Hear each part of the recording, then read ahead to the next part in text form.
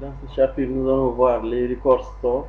Les record stores permettent seulement de sauvegarder vos données, puisque malheureusement, nous avons vu que depuis le départ, lorsqu'on manipule des données, ce sont seulement des données genre dans la mémoire tampon, et quand vous arrêtez votre application, vous perdez ces données.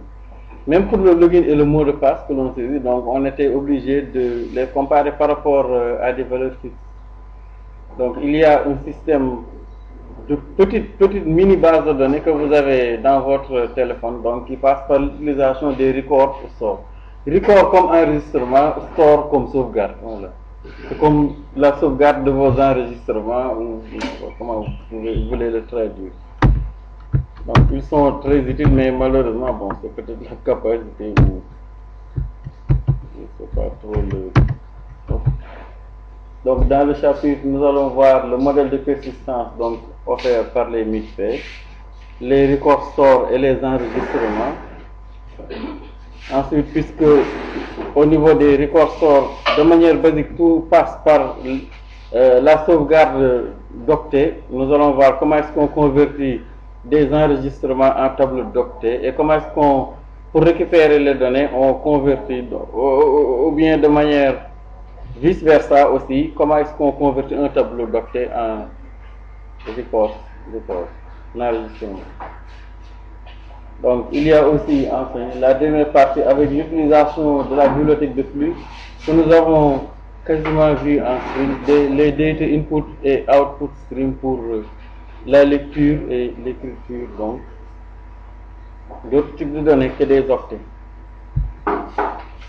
Donc au niveau des équipements qui tournent avec J2ME, par exemple vos téléphones, vous n'avez encore jamais vu un téléphone où l'on peut brancher une clé USB. Ce n'est pas possible. Ou bien un téléphone qui reçoit un lecteur de disque. Voilà. Donc les équipements sur lesquels tourne J2ME ne possèdent pas de disque en général. Il n'y a pas de disque. Voilà. Il n'y a pas de disque dur externe, il n'y a pas de disque interne, il n'y a pas de clé USB. Peut-être il y a des cartes mémoire, mais je ne sais pas, que l'on ne peut pas ou que l'on peut peut-être difficilement utiliser en J2ME. C'est peut-être sous Android où là on peut bien accéder à la carte mémoire pour y sauvegarder des fichiers, les récupérer, la base de données, etc. Mais ici, c'est un peu limité. Donc ils sont plutôt équipés de mémoire flash, donc que vous avez, que l'on insère. Et la plupart des SE n'offrent pas directement des systèmes de fichiers, donc pas de système de fichiers, donc on ne peut pas manipuler des fichiers. Donc, ils permettent seulement de sauvegarder des données dans la mémoire flash, donc de manière un peu linéaire. Donc, J2ME propose donc une bibliothèque RMS, Record Management System, donc qui quasiment fonctionne comme un SGBD, un système de gestion de base de données, même bon, de manière très très basique. Et cette bibliothèque-là, les RMS, vont permettre de sauvegarder et récupérer des enregistrements dans ce que l'on appelle un record store. Voilà. Et c'est un élément très très important. Donc là, en passant simplement par des tableaux d'octets. Donc après, c'est à la responsabilité du programme de construire son tableau d'octet qui va contenir les données à sauvegarder et d'extraire les données du tableau d'octet pour chaque enregistrement, que ce soit pour la sauvegarde ou la lecture. Donc, un record store est formé d'enregistrements constitués de tableaux d'octets. Et chaque enregistrement est numéroté par un record ID. Et le record ID ici sert quasiment de clé primaire. Donc, deux enregistrements ne peuvent pas avoir les mêmes numéros. C'est pas possible. L'ordre des enregistrements à mémoire flash n'est pas garanti, mais il existe des systèmes pour trier donc les résultats, bon, etc. Les records ID aussi des enregistrements effacés ne sont pas réutilisés. Une fois que vous effacez un enregistrement avec une ID donnée, vous n'aurez pas, même si vous insérez 1000 enregistrements, il ne va pas reprendre l'ID des records. Et les enregistrements ne sont pas forcément contigus. Ce n'est pas qu'il y a le premier, numéro 1, ensuite le numéro 2, numéro 3. Voilà. Maintenant, pour les records sorts, chaque record sort possède au moins un nom, au nom de plus 32 caractères Unicode, sensibles à la casse. Donc vous appelez record sort, mon record sort ou my record sort avec grand M et petit M, c'est pas la même chose. Ensuite, il y a un numéro de version qui est incrémenté à chaque modification et une date constituée par donc le calcul de la valeur longue retournée par système.current_time en millisecondes. Donc on prend seulement l'heure courante convertie en millisecondes. Donc record store et enregistrement, donc que l'on appelle aussi des records. Donc les enregistrements peuvent être considérés comme des lignes d'une table. Voilà. Et sur la table, vous avez deux colonnes. Il y a une première colonne pour les ID des enregistrements, donc où là ce sont des valeurs de type entier, voilà, qui jouent quasiment le rôle de clé primaire d'une base de données. Tandis que dans la deuxième colonne maintenant, vous avez des tableaux de bytes. Donc ID, tableau de bytes, ID, tableau de bytes. Donc il va constituer le record store. Voilà. Donc il constitue. Maintenant le RMS, Record Store Management. Donc le Record Store Management, que l'on appelle aussi RMS, fonctionne comme un DBMS, un système de gestion de base de données. Donc il est indépendant de la plateforme au niveau de la lecture et de l'écriture et cache aussi donc la base de données et le système de fichiers ainsi que la location de ce système réel dans bon. Par exemple, vous utilisez un record, vous ne savez même pas où est-ce qu'il se trouve dans le portable. Donc ici on peut dire que un record store est simplement une base de données. Voilà. Cela consiste à un certain nombre d'enregistrements. Donc un record store, c'est une base de données, puisque à l'intérieur vous avez des enregistrements numérotés avec donc leur ID. Et il y a le RMS qui constitue le système de gestion quasiment, bon, pour la comparaison, le système de gestion de base de données, Record Store Management. Donc le record store consiste à un certain nombre d'enregistrements avec automatiquement une assignation d'ID. Bon. Il faut aussi comprendre qu'un record store est composé d'enregistrements, donc c'est pour rappel, on l'avait dit tout à l'heure, mais qu'un enregistrement est constitué par un tableau de bytes. Donc pour changer le contenu, il faut lire un tableau de bytes, puis le modifier et remplacer les originaux. Bon, comme vous le faites souvent, en base de données,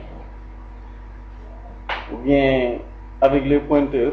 Bon, peut-être ça peut se faire. Ou pour modifier quelque chose des données, on les récupère d'abord à l'extérieur, on les modifie et on réenregistre au même endroit. Pour les midlets et les record stores, donc toute suite de midlets, donc les projets que vous créez, voilà, pour utiliser et partager autant de record stores avec les autres. Bon, on verra des exemples. Donc un record store va sauvegarder, puisque ce sont les éléments qui le constituent, donc l'heure plus la date de la dernière modification, ainsi que le numéro de la version, donc qui est un entier qui est incrémenté pour chaque opération de modification. Maintenant, il y a des opérations individuelles, donc que nous allons voir, l'écriture, la lecture, voilà, qui sont automatiques, synchrones et sérialisées.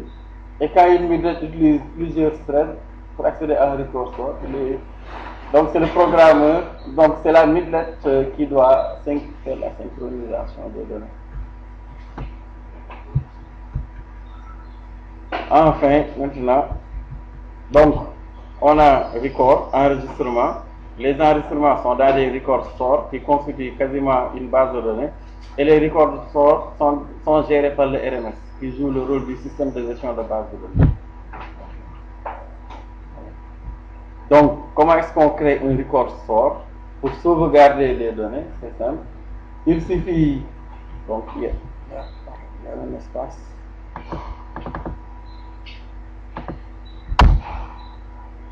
Voilà. Donc, pour créer un record store, on utilise simplement la méthode Open Record Store. Donc, là, il faut écrire la classe. Donc, les record stores, c'est un de type record store, voilà. RS, par exemple, pour créer ou ouvrir un record store RS, on déclare RS égale à record store, il faut le mettre point open record store. C'est ce qui va permettre soit d'ouvrir ou bien de créer un record store. Donc là, on lui fournit deux arguments. Donc la chaîne de caractères qui sera l'identifiant du record store, le nom du record store, ainsi qu'une variable booléenne qui va permettre de spécifier est-ce qu'il faut créer le record sort s'il n'existe pas. Voilà. Peut-être que vous voulez accéder à un record sort, mais que le record sort n'existe pas. Dans ce cas, la variable booléenne permet de dire est-ce qu'il faut créer ou pas s'il n'existe pas.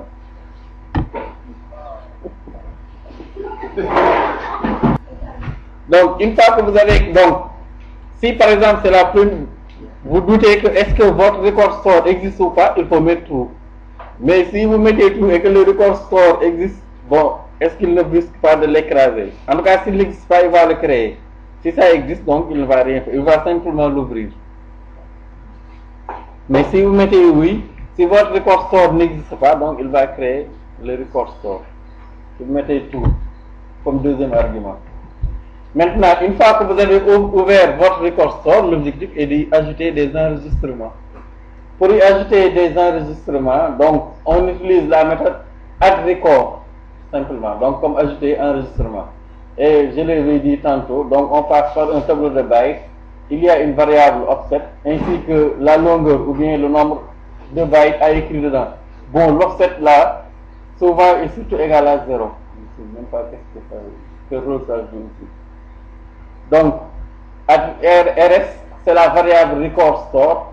Ensuite, vous utilisez la méthode add pour lui ajouter le tableau de bytes, donc qui constitue, qui est une chaîne de caractères que l'on a converti en tableau de bytes ou bien un entier, bon, avec getByte. Ensuite, offset c'est généralement 0. Et là, c'est généralement date.length pour le nombre de bytes à écrire. Donc, création ou ouverture Open Record Store pour ajouter un enregistrement addRecord.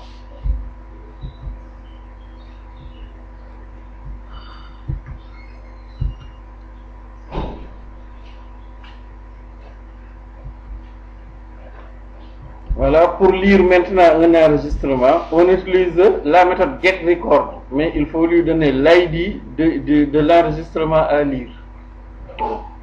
Donc, il va vous retourner un record, un enregistrement, mais sous forme de tableau de bytes. Voilà. Donc, il faut nécessairement connaître, ça nécessite de connaître l'ID pour le récupérer. Enfin, pour la fermeture, puisqu'on ouvre quelque chose, il faut le fermer, on utilise la méthode close record store qui va permettre de fermer donc le record store.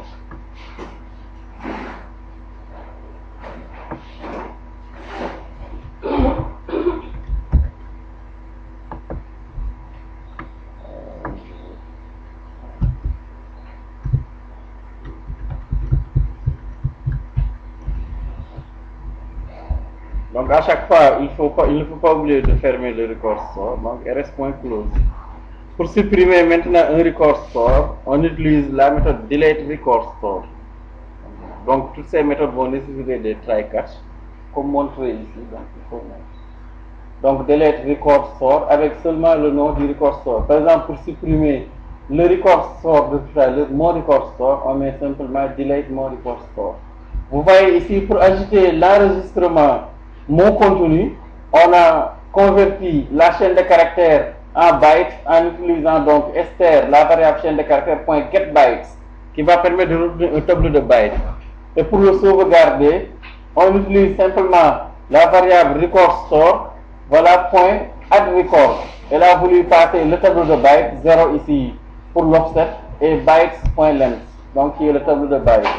Voilà. C'est comme ça que l'on ajoute. Pour fermer db.closeRecord, pour supprimer le record sort, c'est record sort.delete record sort simplement, qui va permettre de le supprimer. Maintenant, bon, pour répéter encore, la suppression d'un enregistrement.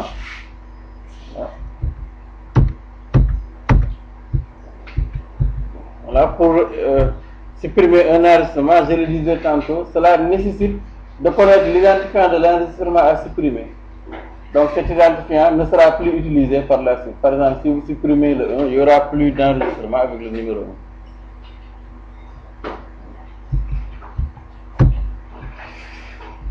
Maintenant, il est comme dans les bases de données, des fois aussi, on ne veut pas que ajouter et supprimer les données, mais des fois, on veut modifier les données parce que les valeurs ont changé, etc. Pour cela, bon, c'est comme le alter table, on utilise ici set record. Là, il faut lui donner l'ID du record store, la nouvelle donnée, ainsi que la taille, simplement. Donc, modifier ou remplacer ou écraser un enregistrement existant implique de connaître l'identifiant de l'enregistrement à mettre à jour. Si vous ne le connaissez pas, vous pouvez ni le supprimer, ni l'écraser, etc. Donc, on met simplement rs.setRecord pour remplacer ou mettre à jour l'enregistrement qui a pour ID record ID avec les nouvelles données qui sont là. Et la numByte, c'est simplement byte, la new data, puisque c'est le nom du tableau.length.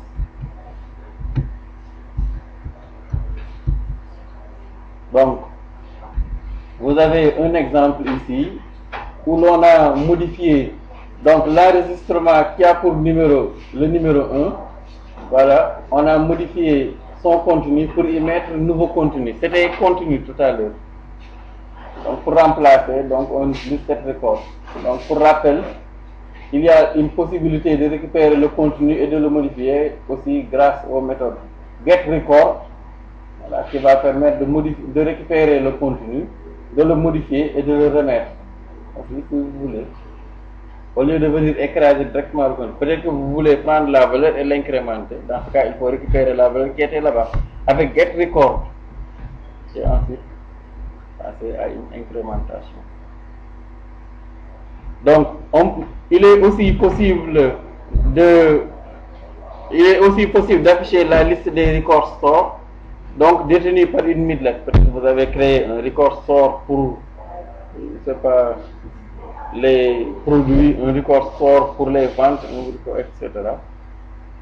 Donc, pour récupérer la liste des record stores, on écrit simplement record store.list record store, qui va retourner un tableau de record store. Et une fois que vous l'avez, si vous voulez, vous le parcourez, vous supprimez, vous calculez des tailles, bon, ou bien vous affichez les contenus des record store.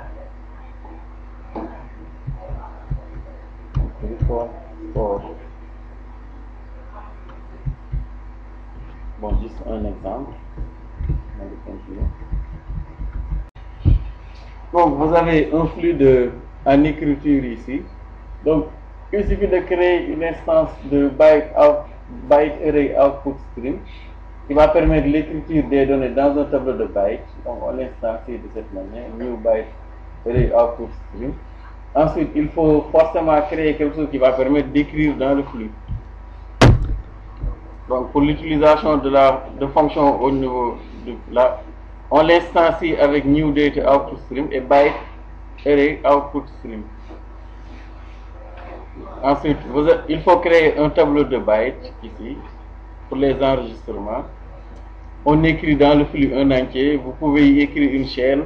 Bon, là, on vide le tampon. Ensuite, on convertit simplement, donc, on transforme le flux en tableau de bytes que l'on mémorise dans le record et que l'on enregistre. Ensuite, on ferme le flux. Et après, vous avez le sens contraire ici.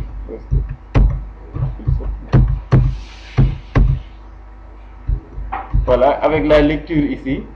Au lieu d'utiliser data output stream, on utilise data input stream pour récupérer le record qui a pour identifiant le numéro 1.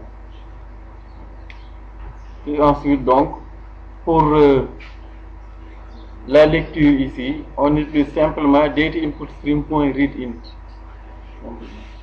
Donc là, on récupère les données de l'enregistrement dans le tableau. Ce qui est vraiment beaucoup plus simple que... Vous pouvez, je pense, aussi y écrire des données sérialisées sur des personnes ou bien des ordinateurs. On va appeler. Donc, créer une nouvelle classe. Donc, un nouveau projet même. Les séparer ou bien... Bon, je crée un nouveau projet carrément. Donc, test. Je l'appelle test record.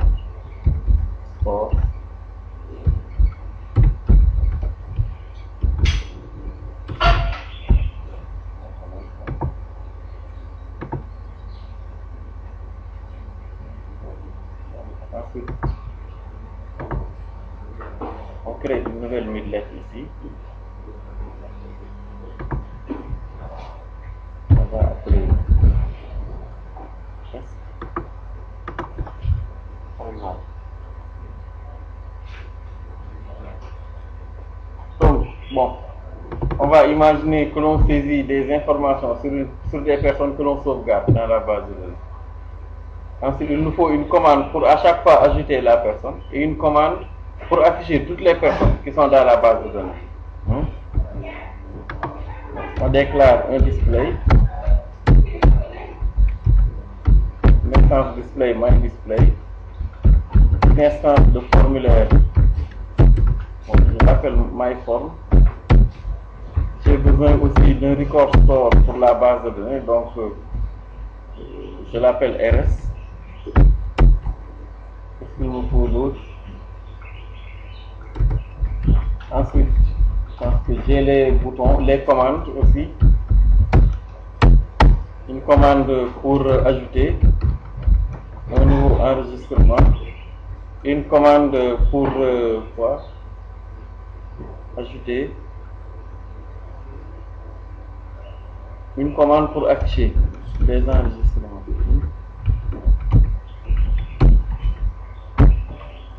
Quoi d'autre? Peut-être un deuxième formulaire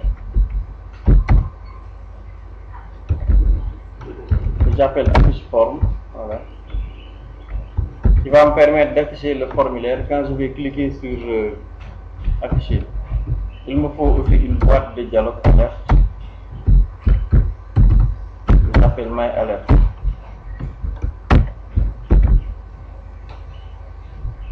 Avec ça, bon, ça va. On va pouvoir aller. J'ai les instances ici comme d'habitude. myDisplay, voilà.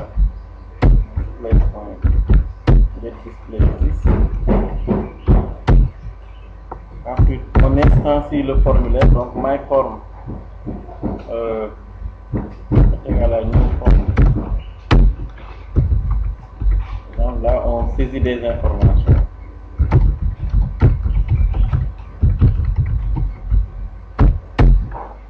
Ensuite, on a aussi affiche forme. On instancie. Donc là, information les utilisateurs, ou bon, vous mettez aussi le titre que vous voulez. Ensuite, qu'est-ce qu'on a d'autre à instancier ici? La commande ajouter.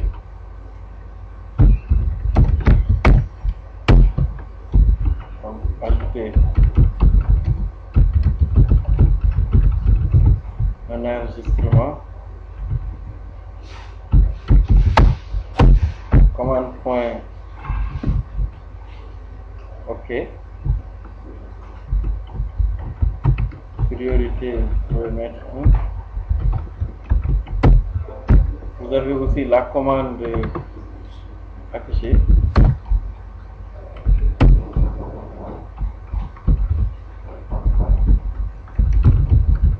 Donc afficher les enregistrements. Bon, il y a une commande qui dit, je ne le mets pas, bon, je me dis. Donc ensuite, qu'est-ce que j'instancie d'autre? Donc le display, le formulaire, bon, le record store, bon, au lieu de l'appeler RS, bon, je l'appelle DV, comme ça, c'est bien explicite. Donc DV. Donc, on l'ouvre, donc record store. Open record store, on lui donne un nom, donc je l'appelle BD utilisateur, et là je mets true, comme ça on le crée si nécessaire. Ensuite les try catch, il faut mettre, ou bien un throw.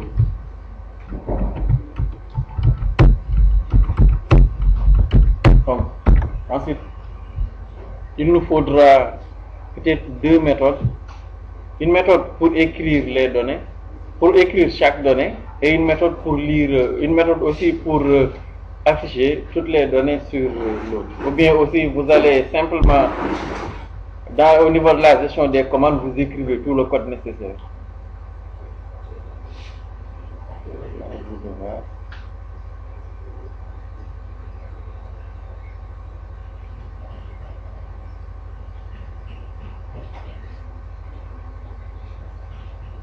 Mais elles sont très importantes, les record source. C'est avec les record source c'est à cause des record source que vos settings, les réglages, vos réglages, ainsi que les scores sur les jeux sont sauvegardés. Si vous ne formatez pas normalement, vous les avez toujours, mais vous ne désinstallez pas.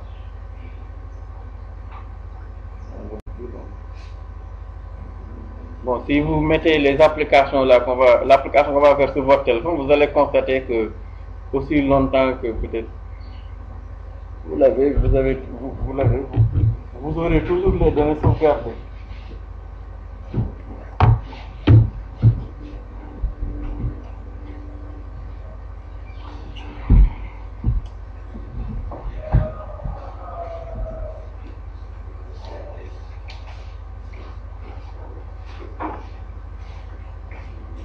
Je pense qu'on a tout instancié.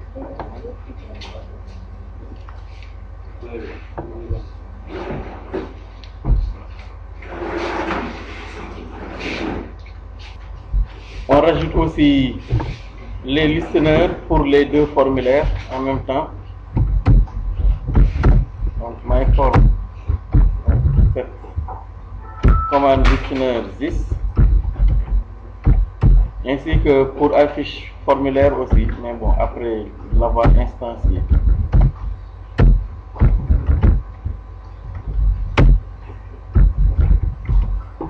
Commande listener 10. Et comme à chaque fois, il faut implémenter, il faut que la classe implémente commande listener.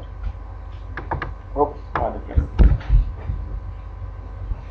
Il faut que la classe implémente commande listener et que l'on hérite de command action qui va nous permettre de gérer les commandes.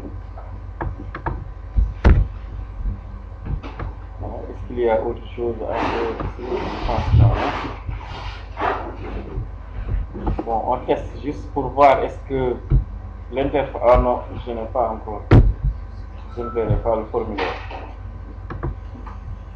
Je n'ai pas encore mis cette current. Bon, il y a ce message-là qui s'affiche tout le temps, c'est pas grave, c'est un word minute.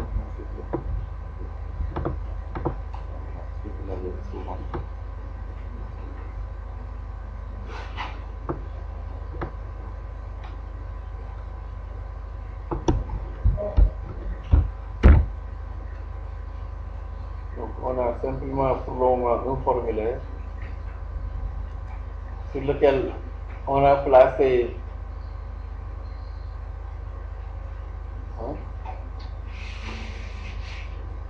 on a encore rien placé même sur le formulaire. Il faut aussi des zones de texte pour la saisie des informations de l'utilisateur, son nom, son prénom. On va mettre nom, prénom et quoi? Nom, prénom, âge, par exemple. Pour cela, il faut déclarer simplement des textes fields ici, des zones de texte. Nom, prénom, âge, par exemple. Vous pouvez rajouter d'autres zones de texte si vous voulez.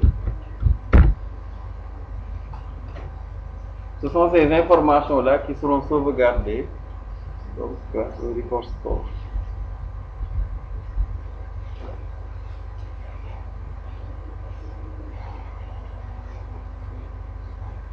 Bon. Je vais y rajouter login PWD. Bon, donc c'est comme une page qui permet la création de comptes.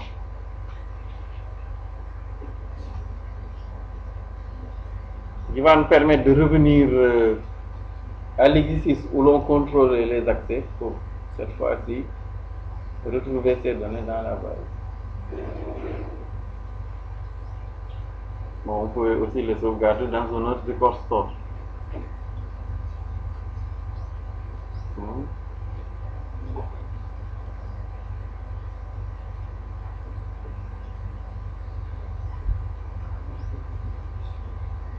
On vient, on laisse parce que ça va. On les rajoute si besoin. Donc maintenant, il faut aussi instancier nom, prénom et âge. Donc nom est égal à new text field, donc le label nom. Texte par défaut, on laisse vide. Maximum size, je mets 50, donc la valeur que vous voulez. Et pour la contrainte text field.any, parce que c'est le nom, donc on peut mettre tout ce qu'on veut.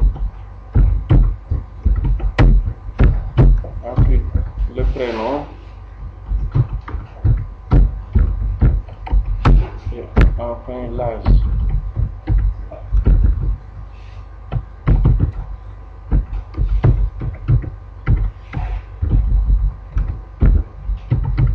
Mais pour l'âge, c'est textfield.numérique. Voilà.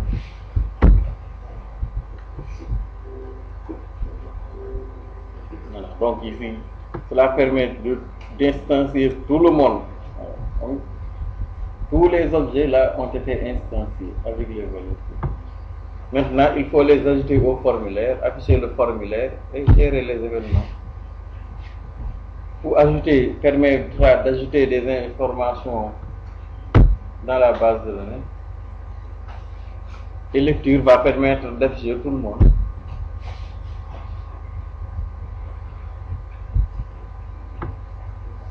Donc pour l'écriture, faites attention à la fermeture des flux pour ne pas avoir le même problème qu'on a eu ensuite. Des fois c'est important.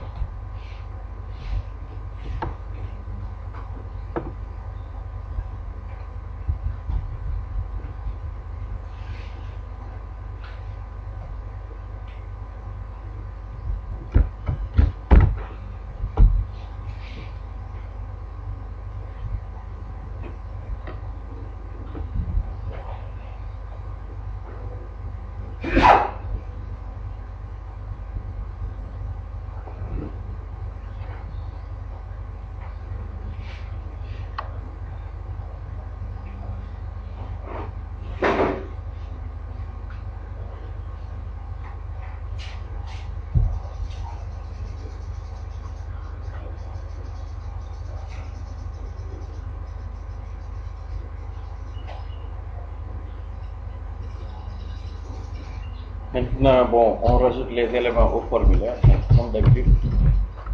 Vous pouvez les ajouter à partir du constructeur, ou bien souvent dans Startup, à partir de là-bas. Donc, on rajoute les éléments, donc myform.append. D'abord le nom, ensuite le prénom,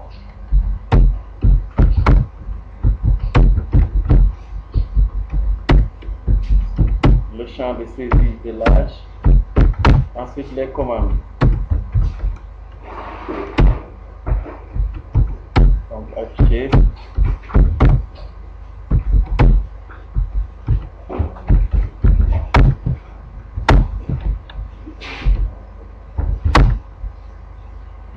donc ajouter, et ensuite on fait apparaître le formulaire. Donc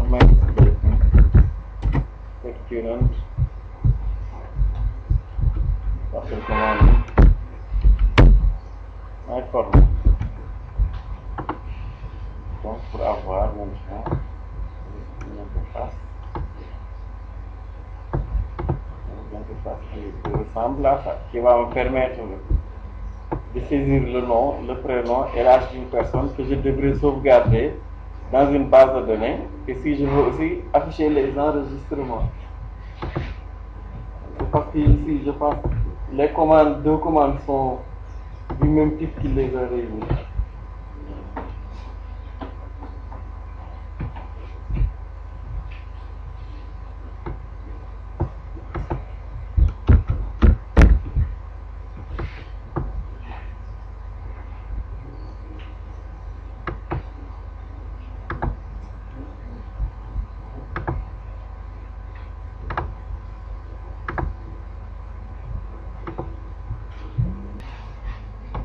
Donc, nous avions dit que pour ajouter quelque chose dans le record store, le plus simple est de passer par les data output stream et byte array output stream. Donc, on les déclare ici localement.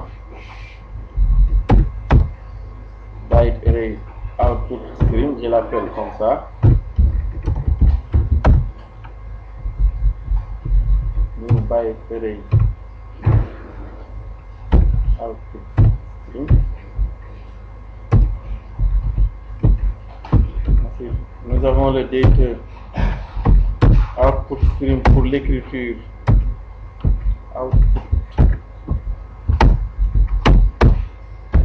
Output stream.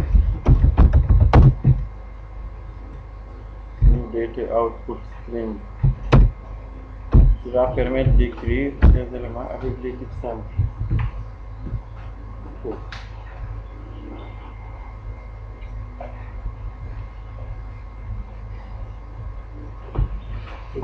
Ensuite,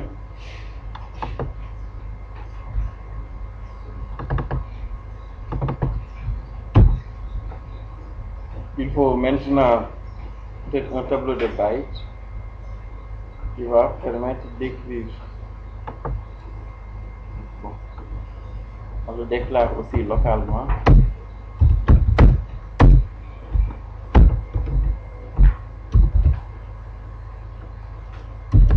Je l'appelle record.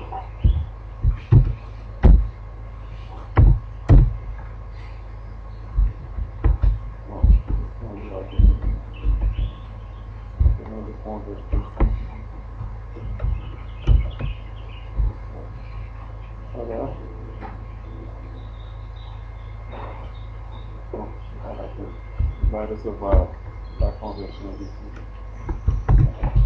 Donc on écrit maintenant les éléments dans le flux. Donc le nom c'est un UTF, donc write UTF. Donc le nom. Ensuite on insère le try catch. On écrit aussi dans le flux le prénom.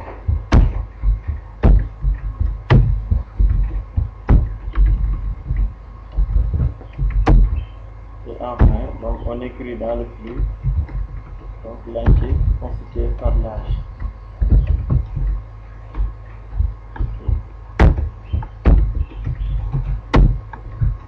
Ensuite il faut transformer le flux en tableau de bytes pour pouvoir l'écrire dans le record store. Donc record est égal à donc la variable byte array output stream to array pour qu'il le convertisse en tableau de bytes. Donc transformation des flux de données ici en tableau de bytes. Et ensuite donc maintenant il est possible d'écrire dans la base de données donc db.addRecord. Donc ici record offset 0 record.length pour la taille. Voilà. Donc toujours try catch aussi, donc on clique là, add catch close, beaucoup de catch.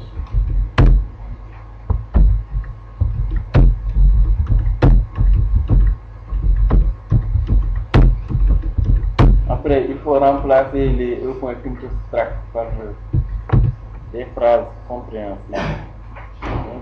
Et finally il faut fermer. If avant de mettre les parce que il va me mettre un try catch, je mets dos.close. Il faut fermer les flux. Donc vous n'êtes pas à l'abri d'une surprise et là on teste. Donc if dos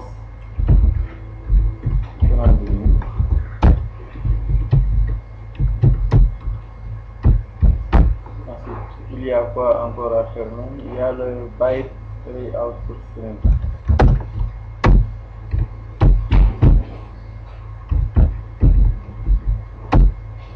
Donc là aussi, byte array output stream. fermer le flux. Ce qui va permettre, donc à chaque fois que vous lui passez un nom, un prénom et une âge, de l'écrire donc dans le report score.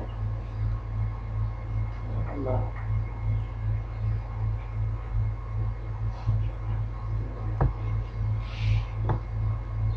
On écrit et ensuite on ferme le flux. Donc pour ajouter l'enregistrement, add record, le tableau de bytes, là c'est l'offset, la taille.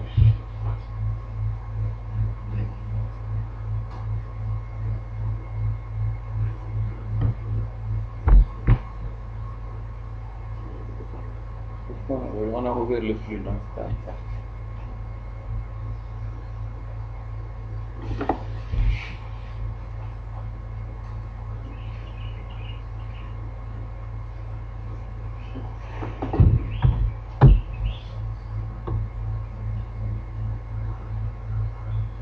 La méthode ajouter personne.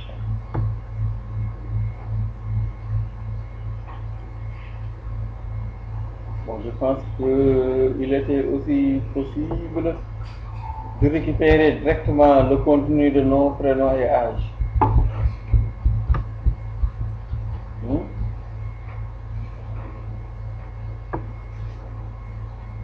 Bien, on ne passe pas de paramètres et on les récupère directement ici. Donc, no.get string. Donc, no contextuel, r.get string. Mais ici, il faut convertir la chaîne de caractères en entier. Donc, pour cela, on utilise simplement integer.parseInt.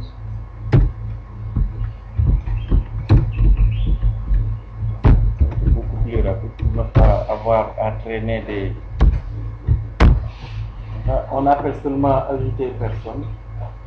Pour ajouter directement la personne qu'on est en train de saisir. Donc ici, if commande est égal à ajouter, on appelle simplement ajouter personne.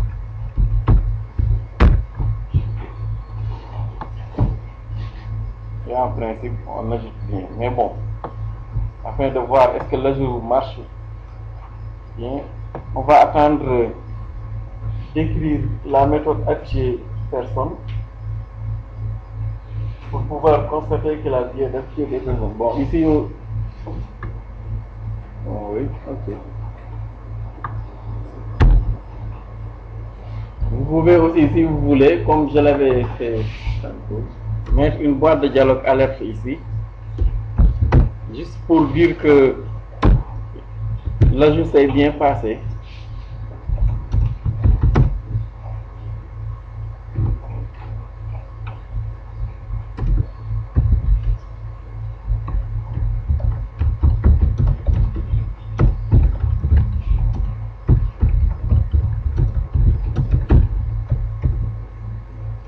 Avec succès, et ensuite on affiche l'alerte, donc my display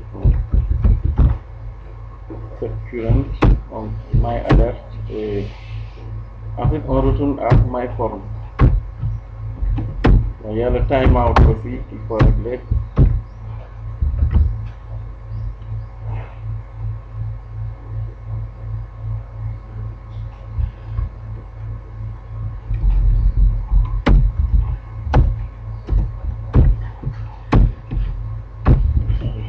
Static alert point forever.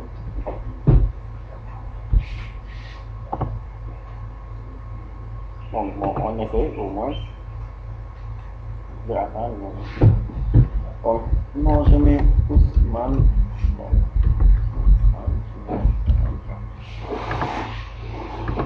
Ajouter enregistrement. Voilà. Donc ici,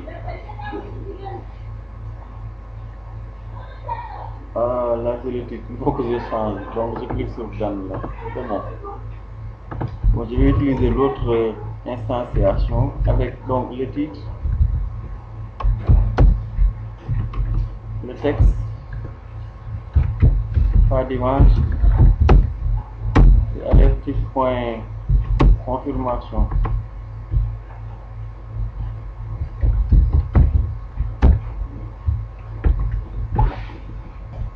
Les exécutions partielles permettent donc non fal. Le nom Oumar, âge 56 par exemple.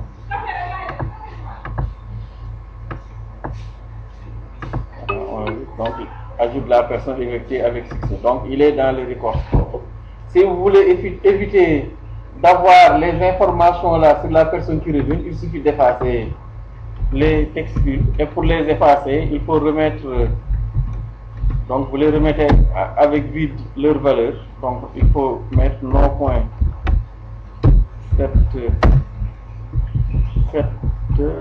cette string vide. Comme ça, quand il revient, il va revenir avec les champs vides. Voilà. Donc, pour le moment, j'ai Ousmane Fall là-bas, j'ai aussi Oumar Fall. Au moins, j'ai 2 personnes là-bas. Donc, normalement, si l'affichage marche, quand on va afficher, il va au moins nous afficher ces 2 personnes. Donc, bon, là, on le fait parce que dans tous les autres cas, quand vous devrez implémenter l'utilisation des records, c'est quasiment la même démarche. Il n'y a que les données là qu'on a écrit, ou bien qui changent, ça dépend peut-être de l'application. Là, c'est des personnes, ça peut être des produits, des commandes, des ordinateurs, des projecteurs.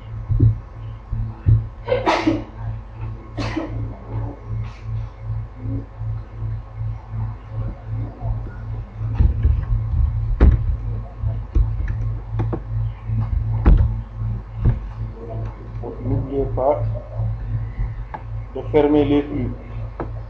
Si vous les oubliez, il faut d'avoir des surprises.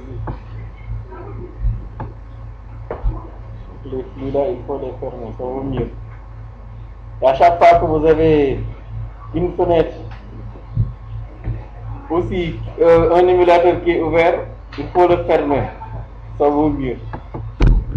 Vous allez voir même que si vous avez plusieurs émulateurs, il ne vous affiche rien. Il va vous dire qu'il ne trouve pas. Il ne trouve aucun enregistrement alors qu'il y a bien des enregistrements.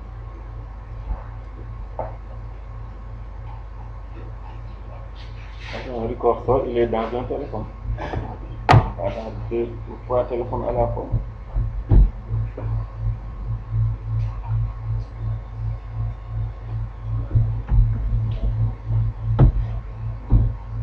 Maintenant, la méthode affichée maintenant, pour afficher toutes les personnes qui sont dans le toutes les personnes qui sont dans la base de données, dans le record store.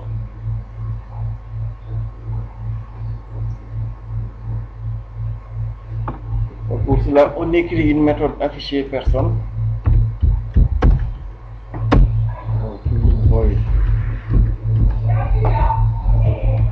Afficher les personnes. Voilà, pour afficher les personnes. Donc là aussi, il nous faut un byte array. Byte array input stream. Byte array input stream. Donc, BIS. Voilà, byte array input stream. Seulement ici, il me faut déclarer le tableau là de byte. Donc, tableau de byte. Donc, je l'appelle record. Bien buff. Voilà. New byte. Une grande valeur pour être prudent.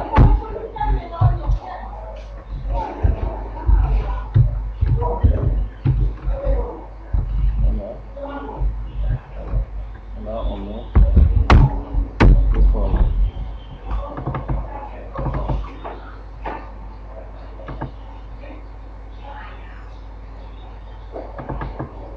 Ah oui, pardon, c'est un tableau. Qu'est-ce que je raconte? Ensuite, le data input stream, la lecture des types simples en Java, data input stream.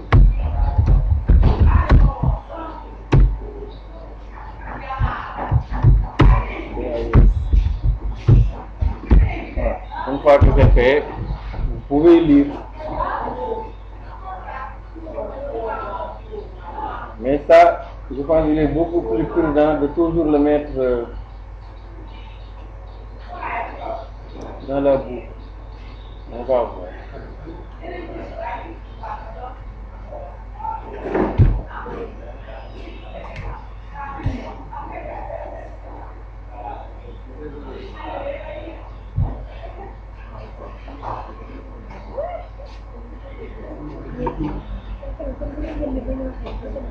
Maintenant, la lecture, soit vous utilisez une boucle for, ou bien on va tenter d'abord avec un while true.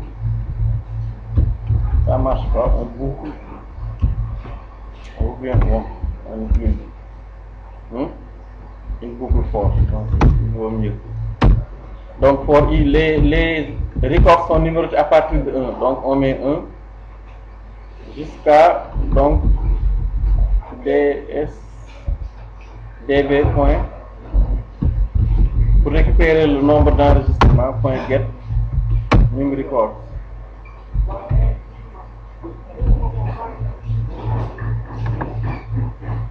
Donc il veut un try catch, donc il faut mettre la boucle for dans un try catch, et là je pense que c'est inférieur ou égal. Maintenant il faut lire un record à chaque fois et afficher les données.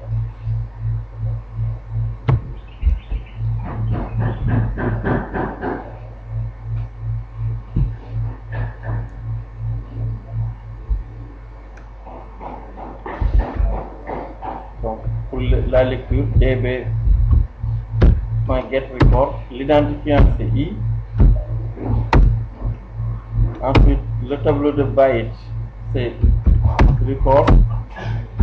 Et ensuite, je pense que le troisième, c'est l'offset. On est 0. Là aussi, try catch à nouveau. Donc, add catch flow, surrounding.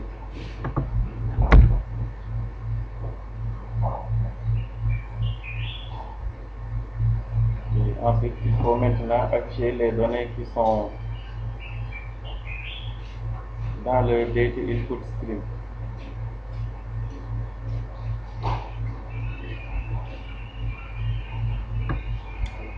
Les deux là, lignes là, il faut les amener dans la boucle, sinon il va vous afficher les mêmes données.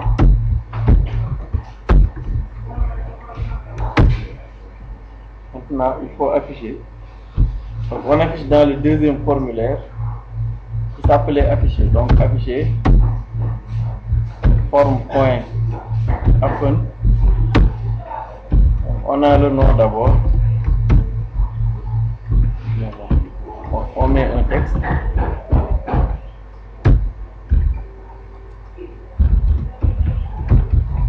La personne numéro I.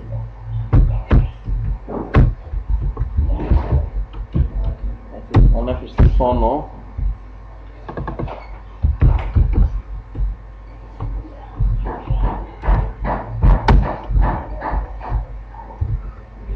Donc pour le nom c'est dis.set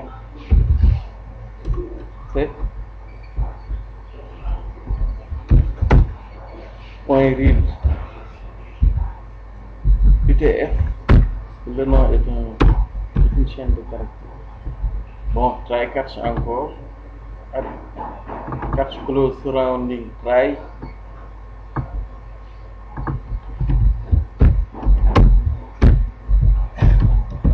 Ensuite le prénom aussi pareil.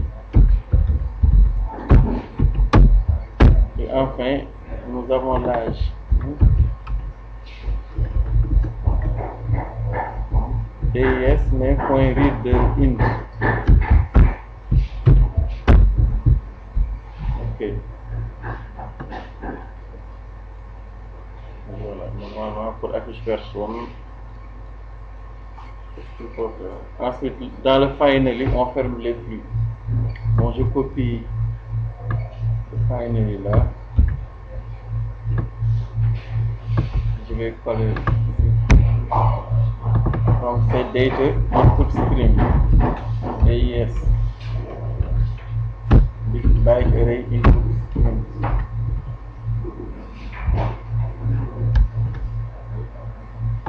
Bon, ce qui veut dire qu'il faut que je sorte les déclarations. Je les initialise à nul.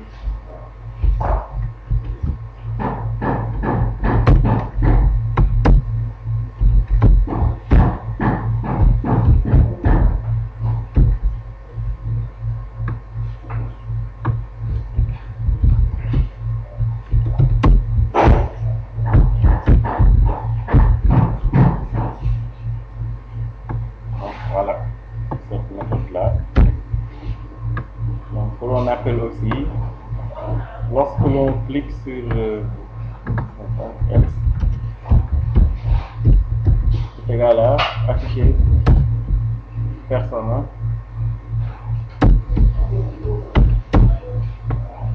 Donc, on appelle la méthode afficher personne. Il ne faut pas oublier d'afficher le formulaire aussi. Donc, on my display. On fait current form. Bon, voilà. Normalement, ça devrait marcher. Ça ne marche pas. Nous allons tester.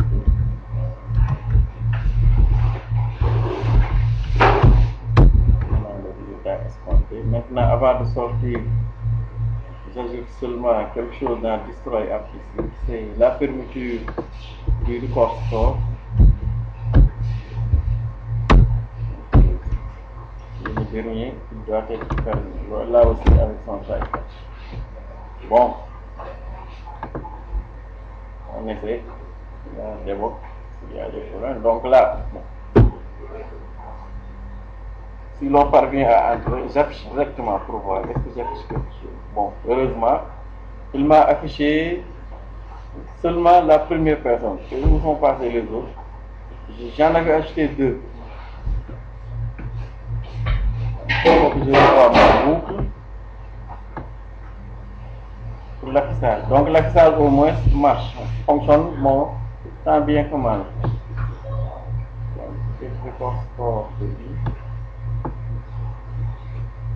On ajoute d'autres personnes pour voir. Donc je mets Diop, Mamadou, 67 ans. Donc je l'ajoute. Normalement c'est bon. Ensuite, j'affiche les enregistrements. Bon oui, il me l'affiche. Donc peut-être, je ne sais pas, je ne l'avais pas.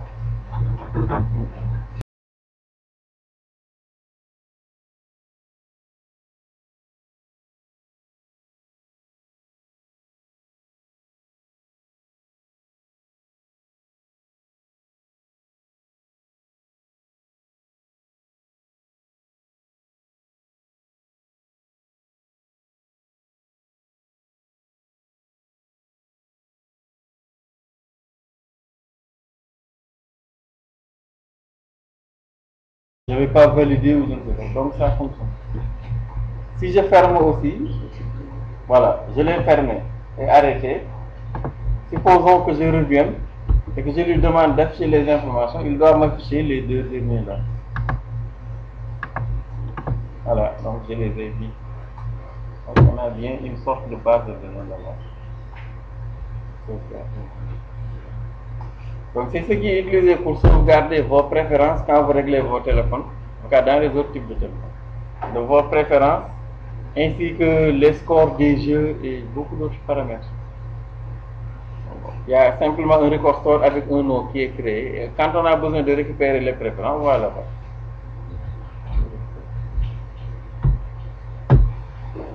Bon, voilà.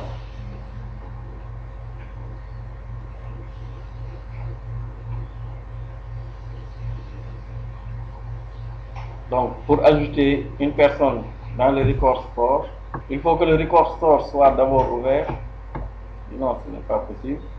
Donc, pour ouvrir le record store, on utilise simplement, on affecte à votre variable record store.open record store avec le nom et true si par exemple vous voulez qu'on le crée, si le record store n'existe pas.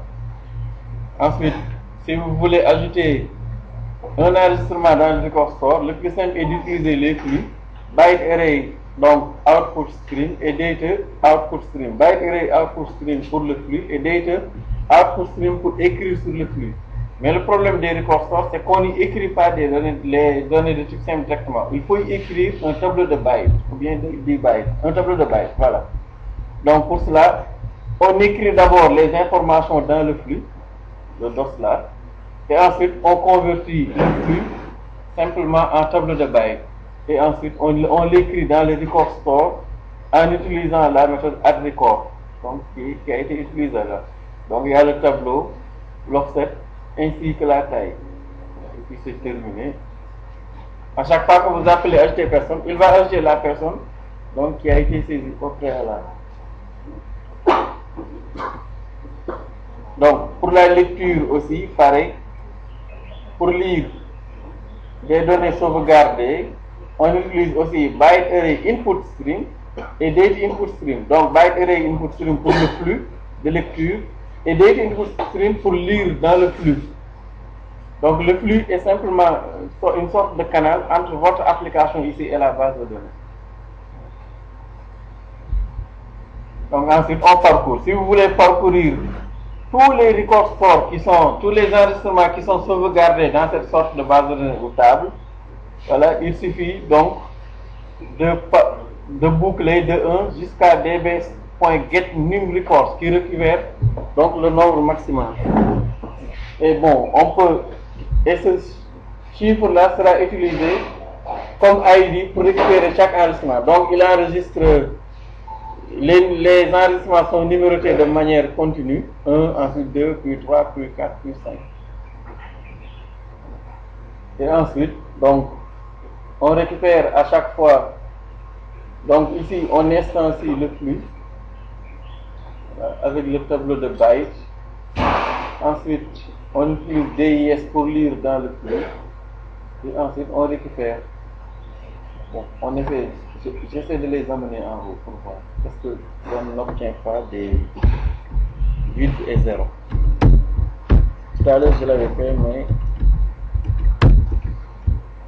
je me retrouvais avec des éléments vides. Et il ne faut pas oublier de fermer les autres. Voilà.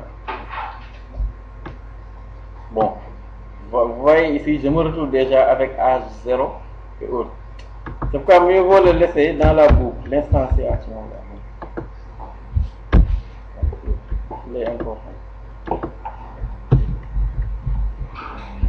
Bon, je les ramène, je les exécute pour voir. J'ai constaté tout à l'heure que si on ne les mettait pas, donc,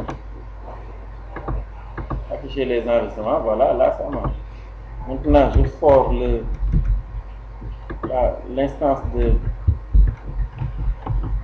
byte array seulement pour voir.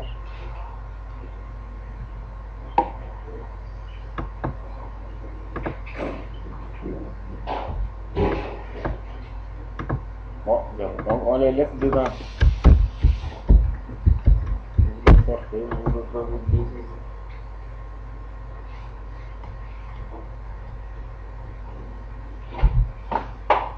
Voilà. Vous pouvez ajouter autant de personnes que vous voulez.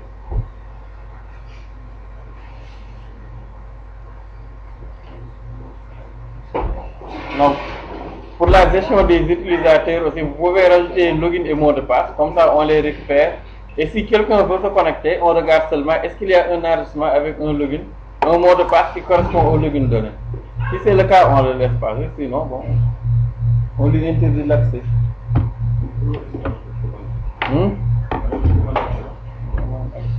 J'ai seulement appelé les deux méthodes.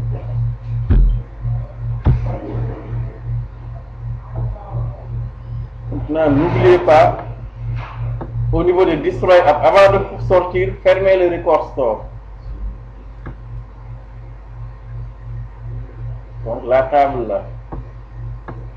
Voilà. Donc les Record Store ici se comportent quasiment comme des tables. Et dans la table, il y a plusieurs enregistrements. Et chaque enregistrement donc a plusieurs données. Donc un enregistrement, numéro et tableau de byte. Mais dans le tableau de byte, il y a énormément d'informations que l'on sauvegarde.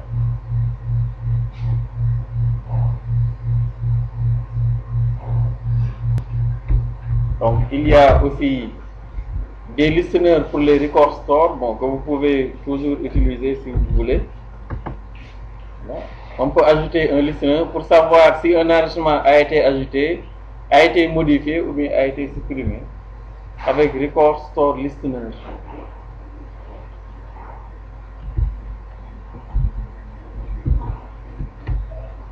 Voilà. Donc enfin, un petit exercice qu'on a quasiment fait, du genre, ou bien où l'on vous demande de créer un Record Store pour héberger un petit annuaire qui est composé du nom et du numéro de téléphone. Lors du choix du nom, ce nom sera affiché dans un ticker. Vous trouverez le texte de cet exercice.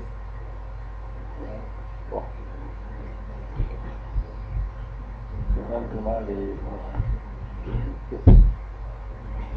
Donc lorsqu'on valide, il faut afficher le document. Donc dans ce chapitre, donc, nous avons vu la persistance des données, les records, la conversion et l'utilisation de la bibliothèque des flux.